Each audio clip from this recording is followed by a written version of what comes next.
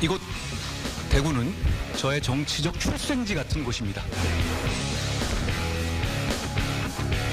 제 인생에서는 이 진천에서 보낸 시간이 사실 화양연화 같은 시절이었습니다.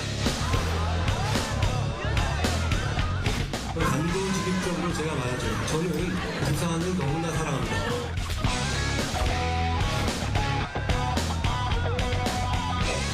상대를 죽여 없애야 하는 전쟁 같은 이 정치를 이제는 종식해야 합니다. 축소 왜곡 수사이고 실패한 수사이고 정치적 수사 결과 발표입니다.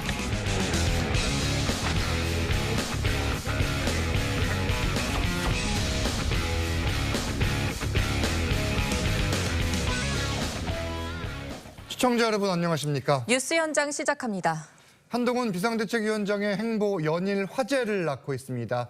하지만 국민의힘 지지율로는 이어지지 않고 있다. 이런 분석도 나오는데 그 배경과 함께 이번 주 정치권 쟁점들 하나씩 짚겠습니다. 네, 최병묵 정치평론가, 이종근 정치평론가, 설주환 민주당 법률위 부위원장, 또 민주당 총선기획당으로 활동했던 장현주 변호사 함께합니다. 안녕하세요. 안녕하세요. 안녕하세요. 안녕하세요. 네, 주제 바로 보시죠. 네, 전국을 수뇌하는 한동훈 비대위원장은 어제 신년 할애 법회가 열린 경남 양산의 통도사를 찾았습니다. 영상 먼저 보고 이야기 나누겠습니다. 민족도 한민족이고 밥 먹는 것도 한식이고 옷도 한복이고 또 문자도 우리가 한글이잖아요. 전부 한자 들어가는 한국 그걸 갖다가 다른 거를 바꿔보면 되겠네요. 맞습니다. 집도 한옥이잖아요. 저도 한강 한일.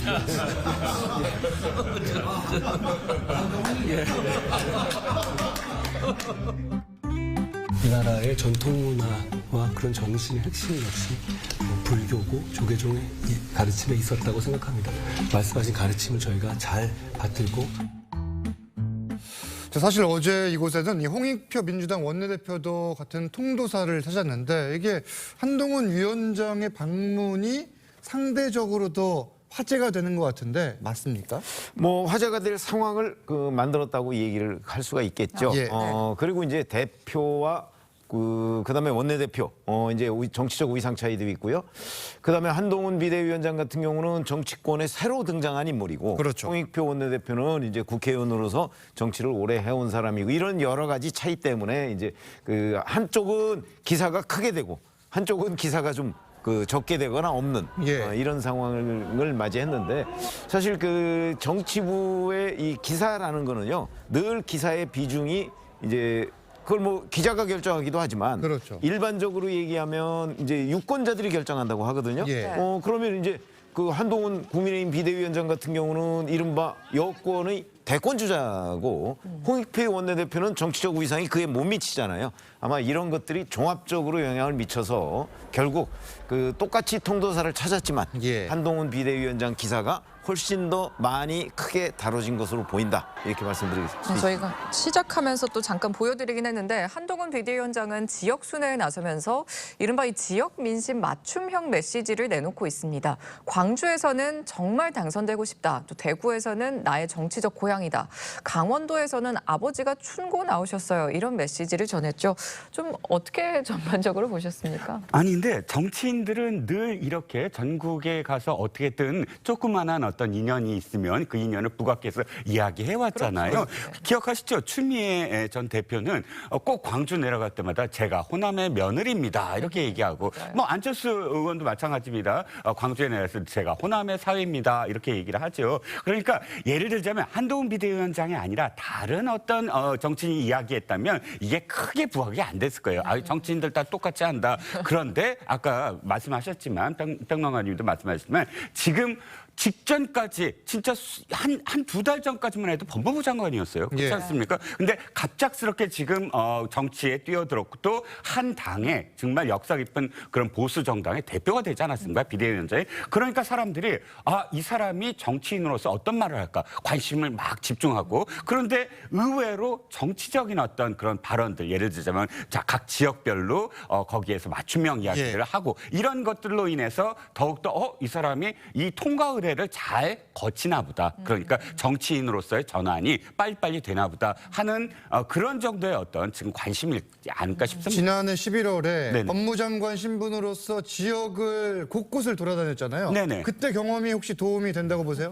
도움이 되겠죠. 사실 그때도 예. 그 직전에 박범구 장관이나 추미애 장관도 전국을 다 돌아다녔어요. 그렇죠. 같은 어떤 행사가 비슷하게 예. 많았거든요. 근데 그분들보다 한 비대위원장이 갑작스럽게 언론에 증폭된 건 그만큼 총선에 뛰어든 사람이다 예. 하면서 그때 언론들이 주목을 하고 사람들이 줄을 서니까 그때 일단 저는 한 번의 어떤 예비고사를 그때 이미 예. 치렀다라고 할 수가 있죠. 야권에서는 이제 지난해 11월 당시 행보를 두고선 법무장관으로서는 좀 부적절한 행동 아니냐 뭐 이런 비판도 나왔었죠. 일단 한 위원장은 비대위 출범 이후 처음으로 1박 2일 일정으로 부산도 방문을 했습니다. 이 과거 사직구장에서 롯데자이언츠 야구 경기를 봤다며 특별한 인연도 강조를 했는데 이 야구장을 직접 찾은 게 맞냐 이런 논란도 있었죠. 내용 들어보시죠. 저는 지난 민주당 정권에서 할 일 제대로 했다는 이유로 4번 과천 당하고 압수수색도 2번 당했었는데요. 그 처음이 바로 이곳 부산이었습니다. 저는 그때 저녁마다 송정 바닷길을 산책했고 사직에서 롯데 야구를 봤습니다. 7월 28일 날부터 사직에 첫 관중 맞이를 했거든요. 그 전까지는 코로나에서 무관중이었어요. 근데 저 양반은 6월까지 근무했다고요. 저 때는 이제 내가 탄압받아서 내려왔을 때 이런 일을 했다. 이걸 얘기하는 건데. 그때 사직구장은 무관중이었다. 쓸데없는 거짓말을 해요. 자, 뭐 이게 쓸데없는 거짓말 이런 지적도 나왔는데 이때 당시가 사실 이제 코로나 사태로 한 위원장이 좌천당했던 2020년은 이제 사직구장 무관중 경기가 치러졌기 때문에 이때 실제 이 경기장을 갈 수 있었느냐 뭐 이런 지적들이 나왔던 거죠. 그러니까요. 참 국민들은 예리하신 예. 것 같아요. 우리는 진짜 정치권에 있으면서 그랬나 보다라고 얘기했지만은 저도 이제 이 발언 이후에 어떤 뭐 커뮤니티에 들어가니까 아니 그러면 2007년도에 평검사로서 부산을 갔었을 때는 자천이란 말 쓴 것인가? 그러니까 실제 뭐 본인, 그러니까 한동훈 비대위원장이 자천이라는 표현을 본인이 쓴 것은 부산 고검으로 아마 가면서부터 이제 본인이 자천됐다라고 얘기를 하고 있거든요. 근데 자천돼서 갔을 때는 무관중 경기였었고, 그다음에 2007년도에 평검사로 갔을 때는 그냥 뭐 검사로서 이제 근무지를 이렇게 순환 근무를 하다 보니까 지역에서 근무를 하던 것인데 저는 그 부분에 대해서 본인이 어떤 자천되었다라고 해버린다고 하면 부산을 평검사로 부산 간 것도 자천이라는 얘기인가? 아마 그렇게 오해를 할 수 있었던 부분이고 어쨌든 간에 좀 한동훈 비대위원장이 좀 헷갈렸던 것 같아요. 이렇게 좀 착오가 있어서 혼동이 있어서 그 시기적으로 이것을 뭐 자천됐다. 그다음에 그때 당시에 내가 롯데했다라는 것인데 저는 뭐 이런 디테일한 부분까지 저는 뭐 따질 문제인가라는 생각이 들지만은 어찌됐든 간에 지금 한동훈 비대위원장이 전국을 돌면서 하는 어떤 이런 발언 등이 팔도 사나이라는 어떤 표현을 어느 언론에서도 했었잖아요. 아까 우리가 화면에서 봤었지만은. 근데 이게 약간은 그 총선을 대비한 비대위원장으로서의 행보인가는 싶어요. 그러니까 물론 이런 지금 한동훈 비대위원장이 전국을 어디를 가면서 어떤 인연을 강조하고 이런 것들이 우리가 마치 봐왔던 것 같아요. 누구한테? 윤석열 대통령께서. 윤석열 대통령께서 제일 처음에도 정치에 입문하면서 검사 시절의 어떤 인연을 지역에서의 인연을 강조하면서 항상 얘기하셨거든요. 근데 레퍼토리가 너무 똑같다라는 생각이 들고요. 뭐 이런 것이 어떤 신상 효과일 수는 있겠지만은 뭐 이걸로 어떤 지지율의 반등을 가져와 보겠다? 그건 좀 섣부른 판단 아닌가 싶습니다. 그러니까 이설 변호사님 말씀은 지금 한 위원장의 행보, 전국 곳곳을 돌아다니면서 본인의 일거수일투족이 화제가 되는 거는 뭐 본인에게는 좋을 수는 있을지 몰라도 국민의힘 전체를 놓고 봤을 때는 이게 과연 이득이겠느냐 뭐 이런 지적인데 어떻게 생각하세요? 아니 국민의힘 전체로 봤을 때도 그 손해일 리는 없어요. 손해는 아니다 일단. 손해일 리는 없는데 문제는 이게 한동훈 비대위원장 개인의 지금 그 초점이 딱 맞춰지니까 개인의 뭐 장래 정치 지도자 뭐 이런 데에서의 지지율 같은 건 오르는데 이게 이제 총선과 연관 지금 총선에서 국민의힘이 승리할 수 있도록 영입한 게 한동훈 비대위원장이잖아요. 그렇죠. 근데 거기로 전이가 되지 않는 거예요. 이렇게 본다면 결국 한동훈 비대위원장이 과연 중도 확장성이 있느냐 이제 이런 데서부터 의문이 생기는 것이고 네. 왜냐하면 이번 총선은 누가 뭐라고 그래도 한동훈 비대위원장이 아무리 열심히 하고 잘한다고 할지라도 총선은 결국 윤석열 정부에 대한 심판적 성격을 벗어날 수가 없단 말이죠. 그러니까 저런 식의 여론조사 결과에서 이제 응답을 하는 사람들은 장래 정치 지도자 그러면 한동훈을 얘기하지만 네. 그러나 총선에서 누구를 찍을 것이냐 그러면 윤석열 정부 심판을 떠올린다는 아하. 말이죠. 그런 점에서 저는 그 거리감이 대단히 있다. 그 저 거리감을 메워야 되지 않겠습니까? 그렇죠. 이 거리가 없고 일체화를 시켜야 될 텐데 그러려면 지금 한동훈 비대위원장이 현재와 같은 저런 식의 행보 가지고서는 저는 필요 조건은 되는데 충분 조건은 되지 않는다 이렇게 봅니다. 저기서 플러스 알파가 더 있어야죠. 또 갤럽 여론조사를 보면요. 차기 정치 지도자 지지율에서 이재명 23%, 이 한동훈 22% 접점입니다. 이거는 또 어떻게 보셨습니까? 일단 한동훈 비대위원장이 컨벤션 효과를 누리고 있다는 점은 좀 뭐 부인하기는 어려울 것 같습니다. 그만큼 또 새로운 인물이기 때문에 또 국민의힘에서도 또 국민들께서도 거는 기대가 있을 수 있다는 점, 그 부분이 또 지지율에 반영이 되는 것으로 봐야겠는데요. 최 의원님도 지적해 주시고 많은 분들이 말씀해 주시는 것처럼 한동훈 위원장의 이런 지지율 상승이라든지 국민적인 관심이 과연 국민의힘의 총선 승리로 이어질지에 대해서는 아직까지는 부족하다는 평가가 맞는 것 같습니다. 한동훈 비대위원장이라는 개인 정치인에 대한 주목도는 높아지고 있지만 국민의힘이 과연 그만큼의 국민적인 지지를 받을 것이냐는 별개의 문제가 되는 것 같은데요. 결국 한동훈 비대위원장이 풀어야 되는 과제는 용산과의 관계 재정립일 것입니다. 용산 대통령실에 과연 쓴소리도 하고 할 말도 하는 모습을 보여줄 수 있을지가 국민적인 관심도일 텐데 지금까지는 그런 모습을 보여주고 있다라는 평가는 하기 어렵습니다. 역시 뭐 김건희 여사에 대한 특검법에 대한 어떤 의견을 내는 걸 봤을 때만 하더라도 용산과의 행보가 같기 때문에 그렇다면 국민들 보시기에는 이번 총선은 결국 현 정부에 대한 중간 심판이 될 것이고 그러면 한동훈 비대위원장이 용산과의 차별화를 두지 못한다라고 한다면 본인에 대한 관심도를 국민의힘의 관심도로 끌어내긴 어려워 보입니다. 정권 심판 이야기를 계속 해주시는 건데 정당 지지도 잠깐 보겠습니다. 갤럽 여론조사 내용인데 이게 국민의힘 36%, 더불어민주당 34%입니다. 보시는 것처럼 이게 한 달 전과 같아요. 그러니까 한 위원장이 들어온 이후 한 달 사이에 국민의힘 지지율 자체는 별다른 변화가 없다 이렇게도 설명이 가능한 거잖아요. 네, 그런데 말씀하십시오.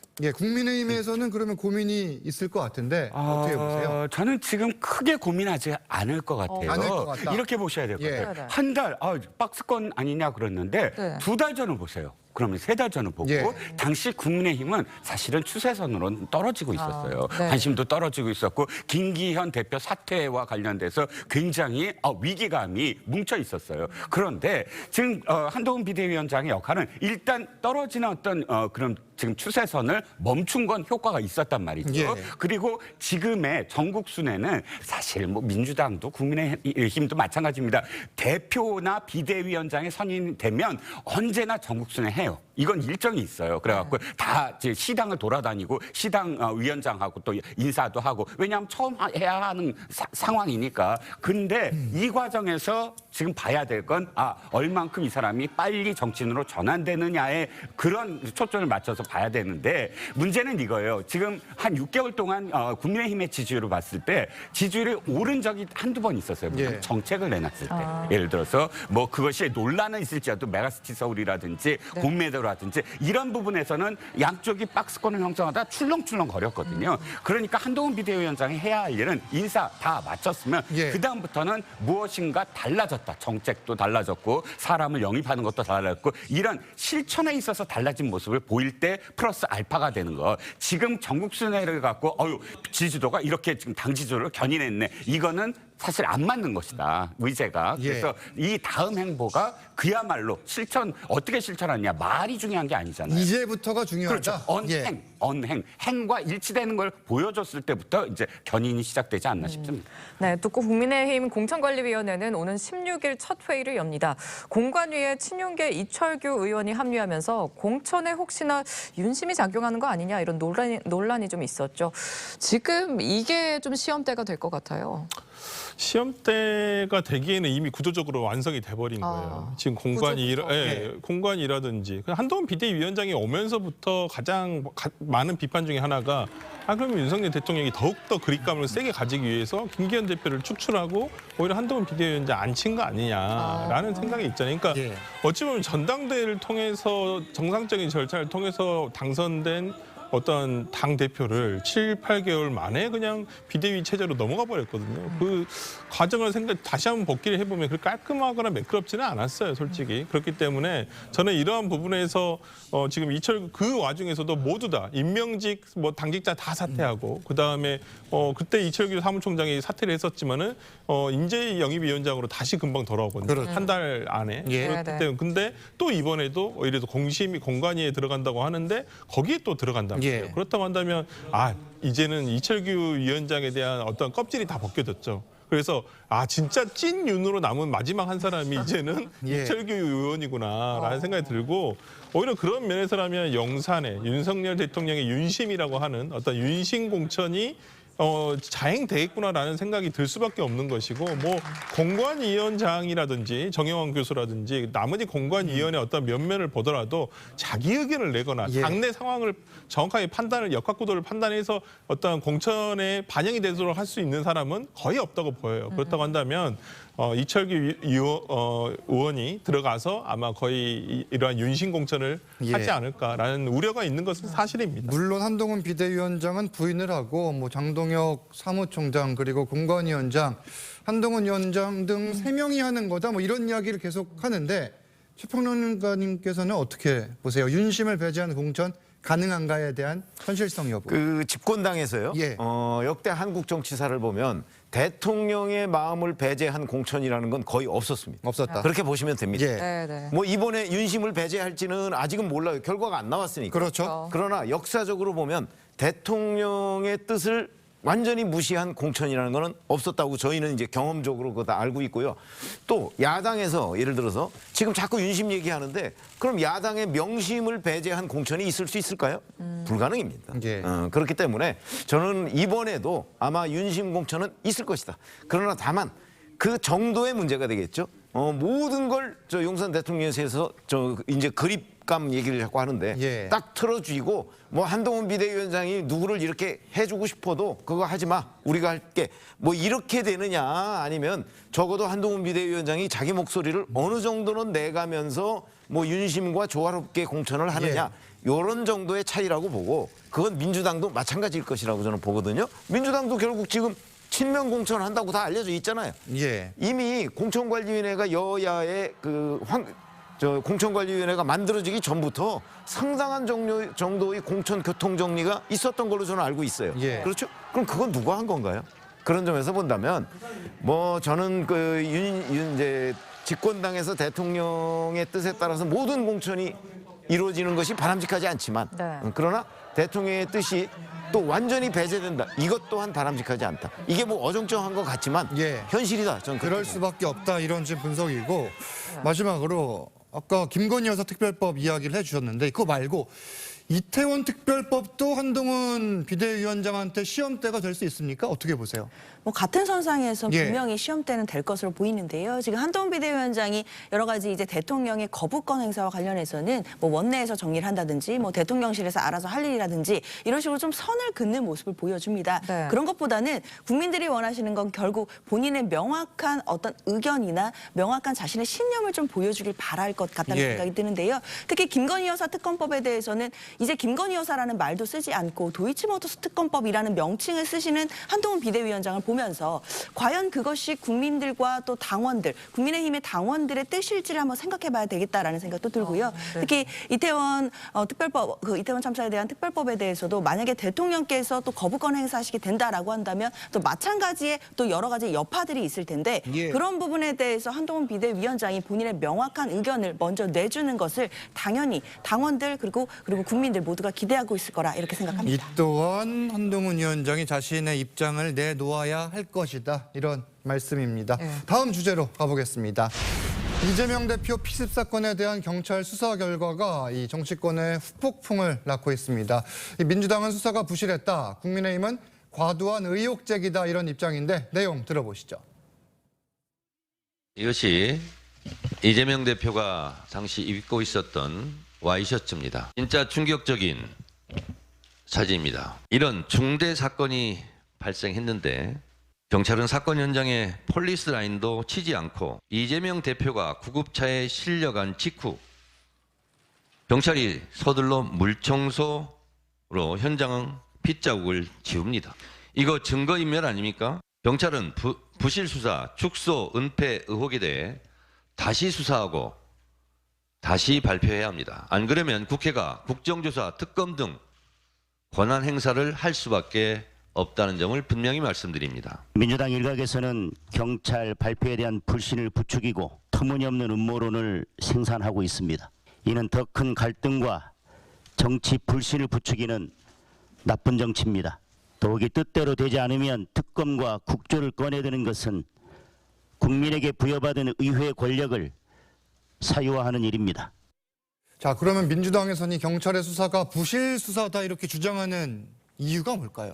일단 그 수사의 기본 원칙이란 것이 현장 보전, 그다음에 증거물의 입수, 이런 부분 수집이라든지 이런 부분, 그다음 물론 범행을 가한 어떤 범죄인에 대해서 일단 체포라든지 구속이라든지 이런 게 가장 중요하겠죠. 근데 당시에는 어떤 뭐 많은 영상 자료가 있었을 거예요. 그리고 지금 문제를 삼는 부분은 어떤 폴리스 라인 부분을 얘기를 하는데 아마 당시에 이미 많이 핏자국이나 이런 부분 등은 영상 자료 등을 통해서 아마 그 경찰이 확보를 했을 것이고 그리고 또 나름 자체적으로 아마 촬영을 했을 것입니다. 저는 그런 부분에 대해서는 크게 문제가 없는데 좀 문제가 될 만한 내용은 뭐냐면 그 와이셔츠와 관련해서 이제 병원에 이송된 뒤에 이것을 이제 처치를 하기 위해서 벗겨서 이것을 이제 당연히 의료진 입장에서야 이걸 버렸죠. 근데 그 당시에 제가 봤을 때는 이걸 수사기관에서 확보를 했었어야 돼요. 어찌 보면 범행의 과정에서 또 있었던 그 물건이잖아요. 이재명 대표의 옷이라는 것이. 그렇기 때문에 당연히 이것을 확보를 했었어야 되는데 이게 의료 폐기물로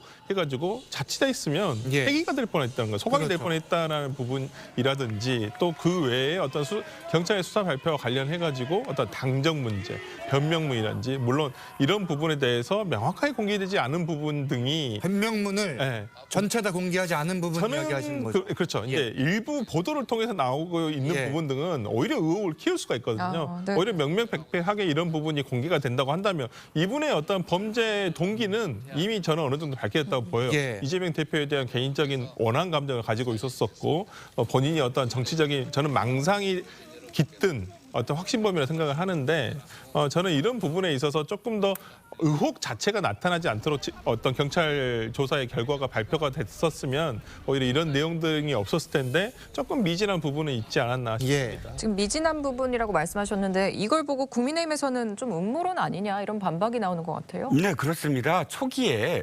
국민의힘은 아니지만 국민의힘은 함구령을 내렸고 또 지금 비대위원장, 한 비대위원장이 내가 당한 것으로 생각하라라고 처음부터 규정을 하면서 위로 정국이 계속 이어졌습니다. 그런데 한편 그러니까 이쪽 그 보수 우파 진영에서는 자작극 음모론이 나오기 시작했어요.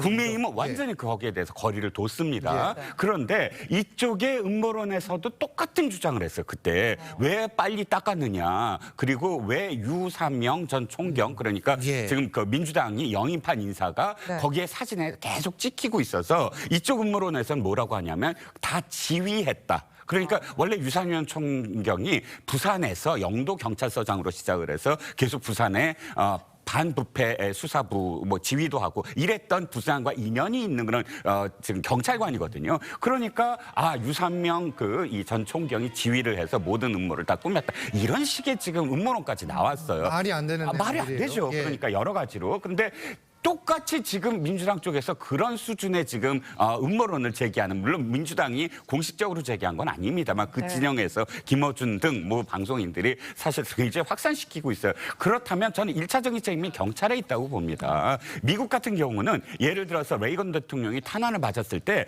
당시에 CNN은 정규 뉴스 프로그램을 중단하고 거의 생중계하다시피 했어요. 지금 수술진이 뭐를 어떻게 하고 있다. 왜 그렇게 했냐면 이것이 갖고 있는 사회적 사회적 혼란과 충돌 이게 그리고 가짜 뉴스들이 양산될 것을 미리 차단하는 것 이런 정보들을 빨리 투명하게 공유하는 것이 중요하다고 판단하는 거거든요. 그때 당시에 경찰도 마찬가지였습니다. 직접 경찰총장이 나와서 모든 걸 다 설명을 하면서 미진한 부분이 없게 했길래 그 미국 사회는 그것을 혼돈을 바로바로 수습할 수 있었는데 지금 경찰은 사실상 아까 지적하셨다시피 가장 중요한 증거물도 누락할 뻔했고 또 가장 중요한 건 지금 이 모든 어떤 그런 의심은 사실 다 풀어줘야 돼요, 경찰이. 근데 도리어 경찰이 의구심을 더 만들게 하는 그런 중간 발표를 했단 말이죠. 이건 경찰이 지금 태도를 바꾸지 않으면 안 된다. 양측의 음모론은 더욱더 번성하게 할 것으로 지금 예상이 됩니다. 그때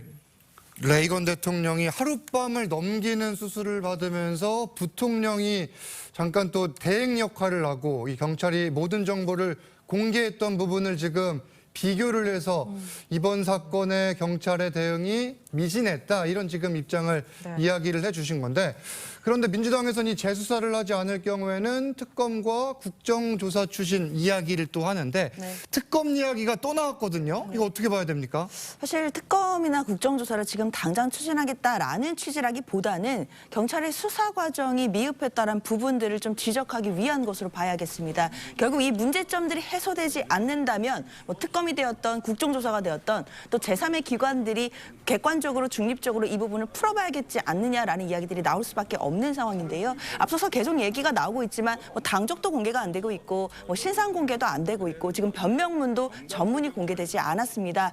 뭐 당적 공개야 정당법상 문제가 있다라고 한다고 하더라도 신상 공개가 솔직히 안 된 부분은 개인적으로 좀 많이 아쉽습니다. 분명히 특정강력범죄법상 신상 공개 요건에 해당된다고 볼 여지도 분명히 있어 보이고요.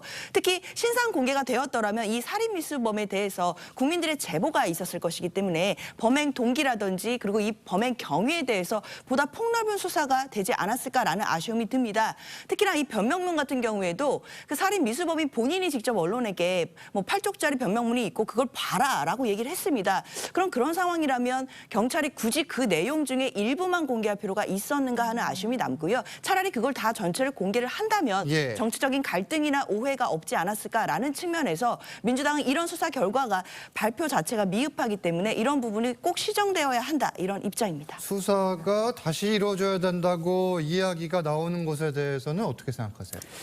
만약에 저 수사를 다시 한다고 한다면 그러면 또 경찰이 해야 될 거 아니에요. 그렇죠?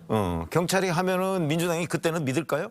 제가 보기에는 경찰이 재수사를 하더라도 물론 경찰 수사가 완벽하다고 제가 얘기를 하는 건 아닙니다. 일부 허점이 있죠.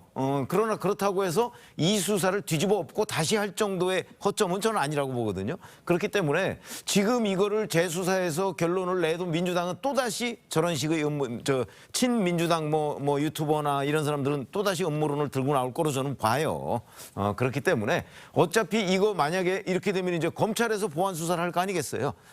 검찰 보완 수사까지를 한꺼번에 보고 결정을 할 일이다. 근데 제가 보건대는 지금 민주당에서 얘기하는 음모론에 별다른 근거가 없다 사실은. 왜 그러냐면 프로파일러들 얘기를 들어보면 이 피의자 김 씨라는 사람은 확신범이라는 거 아니겠어요? 이 확신범의 경우에는 자기의 신원이나 이런 것들이 오히려 신상이 공개되기를 바란대요.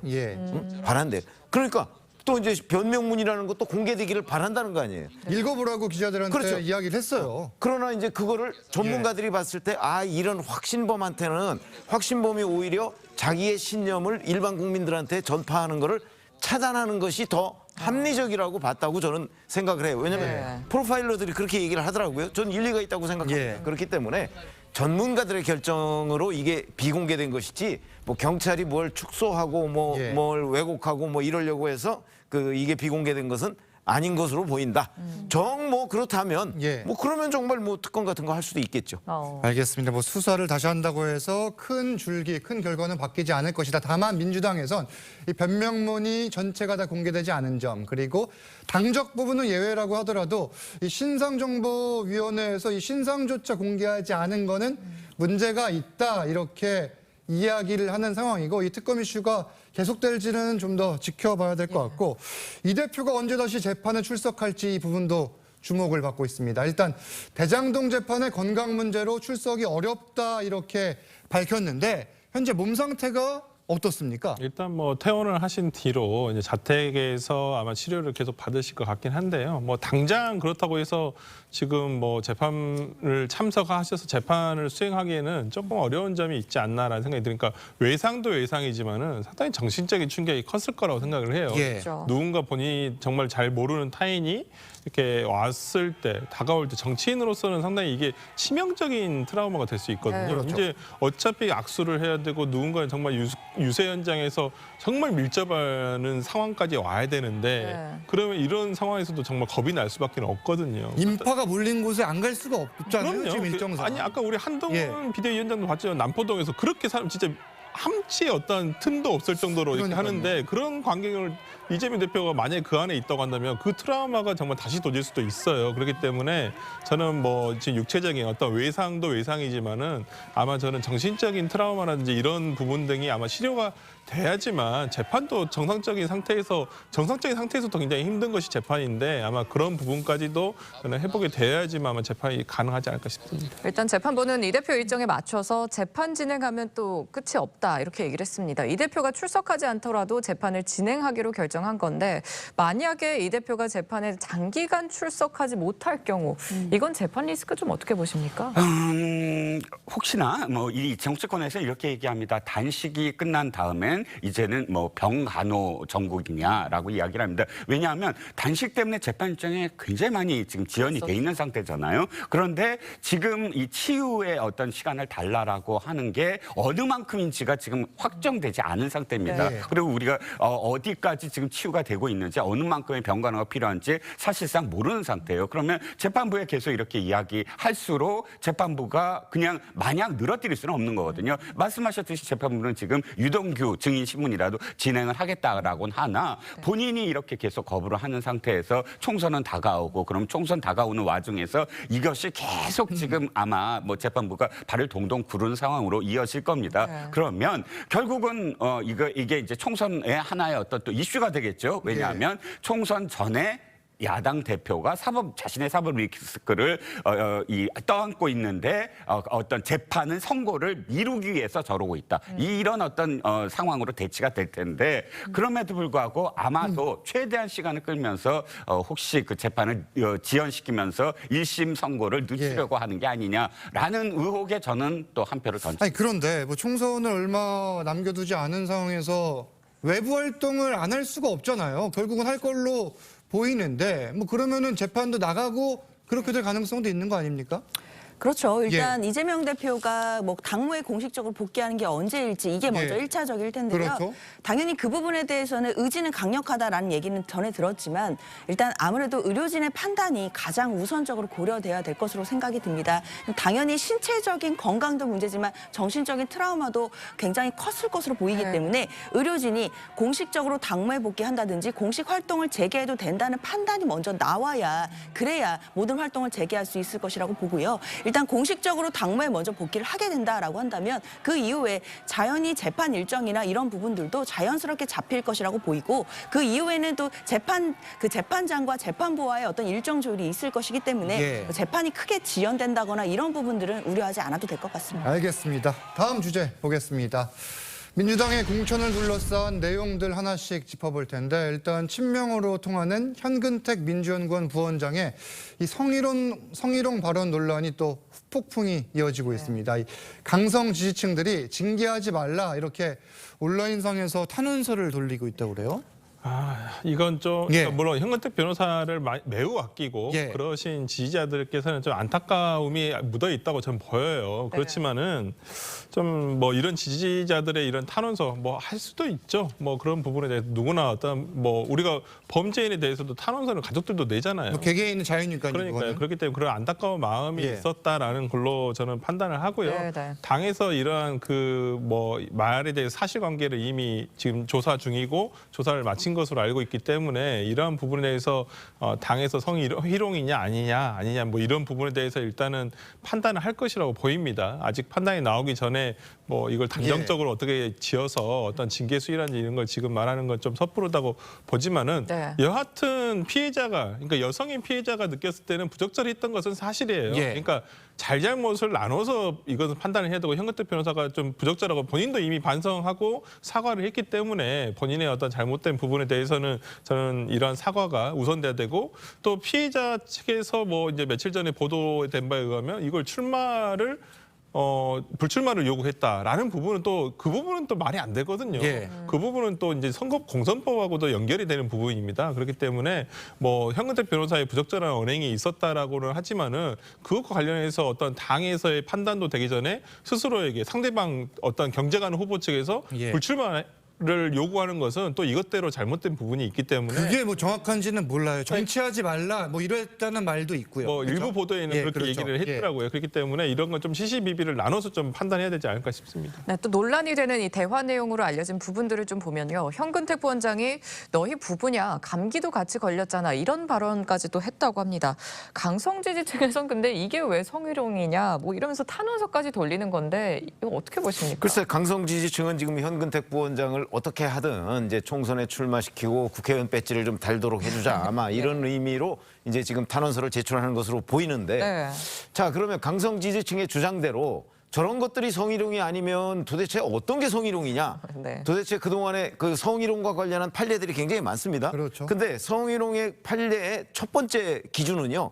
그 상대방, 그런 성희롱을 당하는 그 여성의 입장에서 불쾌감을 느꼈느냐 느끼지 않았느냐는 것이 굉장히 중요한 판단 기준이에요.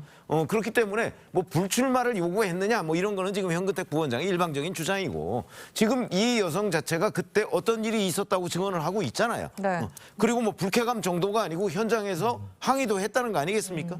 자 그렇다면 그게 농담이었든 뭐 그건 나중에 얘기고 그 현장에서 실제 그런 일이 있었느냐 없었느냐가 중요하고 그거를 그 여성이 어떻게 느꼈느냐가 대단히 중요한 기준인데 그 기준에 부합하는 성희롱으로 보여요. 저희가 볼 때는.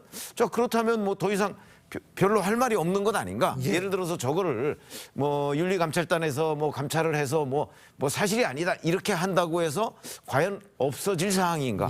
전 이렇게 봅니다. 일단 민주당 윤리감찰단이 현근택 부원장에 대해서 대면 조사를 진행을 했고 결과가 어떻게 나올지 민주당이 어떤 조치를 취할지도 주목되거든요. 어떻습니까? 네, 일단 당에는 독립적인 기구로 윤리감찰단도 있고 윤리심판원도 있습니다. 윤리감찰단은 말 그대로 이런 문제가 발생했을 때 은밀하게 조사를 하는 그런 감찰단의 역할을 하고요. 그 이후에 만약에 징계 사유가 있다라고 한다면 윤리심판원이 별도의 징계를 진행합니다. 그렇기 때문에 지금 윤리감찰단에서 조사하는 부분들은 굉장히 비공개로 비밀리에 이루어지고 있기 때문에 당 내부에서도 이런 내용이 공유되지 않고 있는 상황입니다.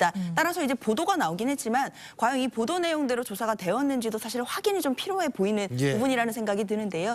일단 현근택 부원장 같은 경우에는 이 얘기가 불거졌을 때 먼저 사과를 한 입장이고 다만 이 상황에 대해서 기억은 나지 않는다는 취지입니다. 그리고 함께 이제 동석했던 사람들도 그런 취지의 말을 했던 건 기억이 나지 않는다라는 식의 지금 얘기들이 나오고 있기 때문에 일단 윤리감찰단이 어느 정도까지 조사를 했는지 그리고 이 부분에 대해서 결과를 어떻게 내고 후에 윤리심판으로 보낼지에 대해서는 좀 상황을 지켜봐야 되는 것은 분명해 보입니다. 알겠습니다. 네, 또 이런 와중에 민주당이 공천 자격 심사를 통과한 명단을 발표했습니다. 이게 또 논란인데 명단에는 재판에서 유죄를 선고받은 황운하 의원, 또 수천만 원대 뇌물 혐의로 기소된 노웅래 의원이 포함이 됐습니다. 두 의원의 관련 발언들 먼저 들어보시죠.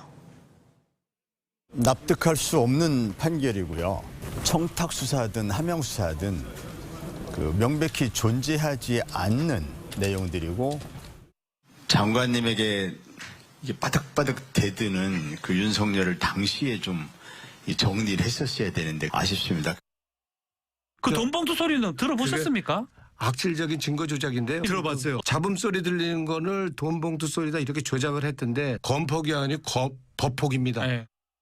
자, 이게 공천 자격 심사와 관련된 발언은 아니고 이제 지난해 발언들인데 일단 재판 중인 노웅래 의원은 1심에서 노웅래 의원과 1심에서 실형을 받은 황운하 의원까지 지금 출마 적격 판정을 받은 상황인데 국민의힘에서는 당장 비판이 나와요. 그렇습니다. 그럴 수밖에 없겠죠. 왜냐하면 한동훈 비대위원장이 제의를 하지 않았습니까? 답을 달라. 어떤 답을 요구했냐면 이런 식의 케이스, 그러니까 앞으로 국회의원이 뭐 금고형 이상까지 받으면 그때까지 받은 세비를 반납하자. 이런 서약서 내부에서 쓸 테니까 민주당도 해달라라고 했는데 그 답이 도리어 아예 1심 선고를 받은 그런 황운하 의원이 적격 판정을 받은 걸로 마치 답이 온 것처럼 됐거든요. 네. 이게 왜 부적절하냐면 자, 민주당은 도대체 선거를 어떻게 치르려고 하는지 제가 이해가 가지 않습니다. 왜냐하면 선거 직전이야말로 어떠한 정당이든 뭐 혁신, 뭐 개혁 이런 키워드를 동원해서 이런 굉장히 투명하고 공정하고 또 도덕성을 높이고 윤리적인 정당으로 거듭나려고 해요. 그렇기 때문에 기준도 굉장히 높입니다. 그런데 지금은 역대 민주당이 했던 그런 공천 과정, 직전 과정에서 가장 최악의 어떤 이 도덕성 기준을 지금 보여주는 게 아니냐, 높이는 게 아니라 도리어 더 낮추고 있는 게 아니냐라는 좀 역행한다는 생각이 들고요. 노웅래 의원 같은 경우는 최근에 뭐 언론사에서 밝힌 게 있죠. 바로 저렇게 이건 조작이다라고 방송사에서 나왔는데 사실은 당일날 돈을 실제로 받았다라고 법원에 진술했어요. 단 1,000만 원이 아니라 500만 원이다. 즉 액수를 줄여서 얘기는 했지만 당시엔 저렇게 조작했다라고 하면서 한 푼도 안 받은 것처럼 얘기했는데 이제 입장을 바꾼 그런 노웅래 의원마저도 적격을 한다면 앞으로 공천 탈락할 사람들이 아마 굉장히 비판을 많이 할 겁니다. 왜 탈락했느냐? 기준이 뭐냐? 저런 분들도 다 적격 판정을 받는데 이런 어떤 혼란이 바로 이번 판정에서 나온다는 거죠. 앞으로. 네, 또 비명계에서는 이 대표가 재판받고 있어서 재판 중인 의원을 내치기 어려웠던 거 아니냐 이런 말들이 나옵니다.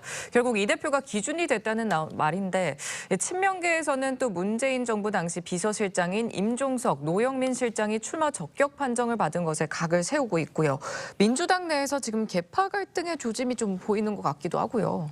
아무래도 한정된 자리가 있고 그리고 지금 민주당의 출마 자원들이 너무 많은 편이에요. 지난번에 180석 가까이 돼버렸고 그다음에 지난 지방선거에서 대패를 하면서 현역 어떤 뭐 지자체장들이 다 이게 쏟아져 나오면서 출마 예비군이 돼버렸거든요. 그러다 보니까 아무래도 계파를 들먹이면서 하는데 뭐 제가 알기로는 그렇게 뭐 당에 계파가 그렇게 뚜렷하게는 없어요. 실제적으로는 뭐 소위 친명계라고는 하지만은 저는 이재명 대표가 당에서 언제부터 활동을 했는데 친명계가 그렇게 굳건하게 많겠어요. 솔직히 말하면 기껏해야 지난 대선 때 도와줬던 의원들이 다인데 저는 그렇다고 친다면 지금의 어떤 이 뭐 검증위가 조금 손을 봐야 되겠어요. 왜냐하면 이게 검증위가 민주당이 이 검증위를 새로 놔둔 것은 과거에도 있다가 없다 했었습니다만 어떤 검증 과정을 2차례에 걸쳐서 조금 더 강화하겠다는 의미에서 지금 검증위를 두었는데 오히려 지금 이런 것들이 발표가 나면서 조금 더 논란이 일어나는 것은 사실인 것 같아요. 차라리 이렇게 할 바에야 그냥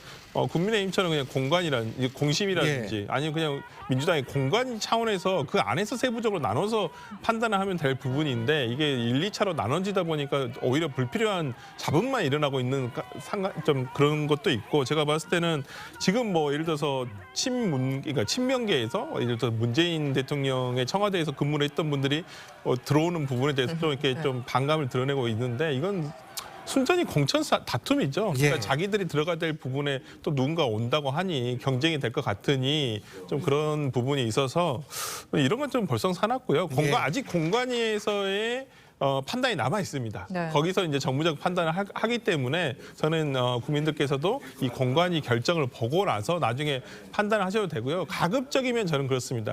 경선에 모두 다 들어가는 게 맞아요. 인위적으로 그것을 쳐냈을 때는 오히려 민주당의 내부적으로 적을 만드는 거예요. 그렇기 때문에 크게 하자가 없거나 그렇다고 한다면 저는 가급적 경선에서 이긴 사람이 나가면 됩니다. 저는 그렇게 아직 최종 결론이 아닌 만큼 좀 지켜봐야 되고 그리고 시스템 부분에 지금 미진한 부분들은 바꿔야 될 필요성이 있다. 이런 이야기입니다. 다음 주제로 가보겠습니다. 민주당을 탈당한 비명계 의원 3명으로 구성된 원칙과 상식이 미래대연합이란 이름으로 창당하기로 했습니다. 조응천 의원의 포부부터 듣고 옵니다. 승자 독식 기득권 정치 타파에 동의하는 모든 세력, 자기 기득권을 내려놓을 각오가 되어 있는 모든 세력, 실종된 도덕성을 회복하고 신뢰 정치를 만들겠다는 모든 세력이 힘을 모아야 합니다. 1월 14일 함께 사는 미래를 향해 본격적인 발걸음을 시작합니다. 모든 개혁 세력, 미래 세력이 함께하는 플랫폼을 만들겠습니다. 서울 전에는 제3지대 빅텐트를 구성을 하겠다 이런 포부인데 이낙연 전 대표 측과의 연대 합치는 문제 이런 부분들은 지금 어떻게 예상을 하고 계세요? 일단 저 사람들이 각계약진으로 정당을 만드는 것으로 보여요. 예. 이제 1월 중순 하순 정도까지는 그렇게 하고 나서 이제 빅텐트로 합친다는 계획이 있는 것으로 보이는데 각각 세력을 만든 다음에 각각 그런 거예요. 정당을 만든 예. 다음에 이제 그래서 지금 각각 정당을 만드는 단계로 가 있는 거잖아요. 그렇죠. 네네. 그런데 거기에 이제 이준석 전 국민의힘 대표도 있어요. 예. 그래서 이제 같이 하겠다 이런 건데 문제는 이제 다른 사람들 저기에 지금 화면에 나와 있는 저 사람들은 어느 정도의 동질성이 있는데 이준석 전 대표는 동질성이 없단 말이죠. 그렇죠. 그러니까 이준석 전 대표 쪽에서 계속 좀 다른 목소리가 나와요. 예. 근데 이게 과연 합쳐질 수 있느냐가 저는 최대의 관건이라고 봅니다. 그래서 이제 지금 이제 조홍천 의원 여러 가지 포부를 얘기했는데 그거는 결국 하나로 합쳐서 제3지대의 한개의 정당으로 이 거대 양당에 맞서자 이런 건데 예. 이준석 전 대표가 저기에 호응을 할지 또는 바로 저런 사람들이 이준석 전 대표에 대해서 가지고 있는 불신. 왜냐하면 그동안에 보여온 이준석 전 대표의 스타일이 있잖아요. 예. 그 부분에 대한 불신을 어떻게 해소할 것인지. 그렇죠. 저는 이게 관건이라고 봅니다. 일단 흐름상 보면은 조금 전 설명드린 민주당 탈당 의원 3명 그리고 이낙연 전 대표 측과의 일단 과정이 있어야겠고 그 이후에 이준석 전 대표와의 연대 가능성이 과연 있을 것이냐 이게 지금 핵심적으로 주목받고 있는 내용인데 영상을 잠깐 보고 오겠습니다. 세대 통합의 모델이 될 수도 있다. 저는 좀 진중하고 말도 느릿하고 하는 편인데 이준석 대표는 굉장히 분방하고 발랄하신 분이지 않습니까? 그런 점에서 국민들께서 좀 재밌어할 요인도 있다. 그 협력의 방법이 뭔지는 앞으로 논의해 봐야 되겠지만 함께 해야 한다고 생각합니다. 그냥 무턱대고 합치자 아니면 연대하자 이런 이야기는 당장 저희 당내 구성원들도 그렇게 끌려하지 않고 그리고 또 대중도 그만큼의 지지율로 화답하지 않을 것이다 이런 생각하기 때문에 최대의 공약수를 찾기 위한 노력을 계속할 것 같습니다. 네, 지금 들으신 대로 두 사람이 좀 뜻을 함께할 가능성 얼마나 있다고 보십니까? 저는 현역 의원을 얼마큼 확보하느냐에 달려 있다고 봅니다. 네네. 왜냐하면 현역 의원은 두 가지 의미가 있는 게 기호순도 있고요. 두 번째는 선거 보조금이에요. 현역 의원이 최소한 5명이 되느냐, 10명이 되느냐, 20명이 되느냐에 따라서 처음에 5명 미만은 4천만 원이에요. 4천만 원에서 출발합니다. 5명 이상만 되면 6억으로 뛰어요. 20명만 되면 100억이 넘어요. 경상 보조금과 선거 보조금까지 합치면 그게 2월, 3월에 나오거든요. 그러면 선거를 치를 수 있는 가장 사실 실탄이 확보가 돼요. 그러면 지금 각계약진을 한다는 건 지금 현재는 내 쪽으로 현역 의원이 더 많이 올 것 같아. 제가 그래서 합칠 필요가 없다. 일단 각자 해보자. 그런데 실제로 1월 말까지는 그게 결정이 돼야 돼요. 그래서 빅텐트가 결정해야 선거 보조금이나 이게 결정이 되거든요. 그래서 아마 그 전까지는 따로 가되 그 상황을 보고 합쳐서 2년끼리 합쳐도 우리가 몇 석이 된다 그러면 이념이 다른 쪽은 손을 안 잡아도 되잖아요. 그 계산이 1월 말까지는 나올 것이다라고 생각합니다. 그 계산들을 국민의힘과 민주당 양측도 주시를 하면서 보고 있을 것 같은데 이제 실제 연대가 어디까지 이루어질지 계속 지켜보겠습니다. 지금까지 정치권 쟁점 짚었습니다. 감사합니다. 감사합니다. 감사합니다.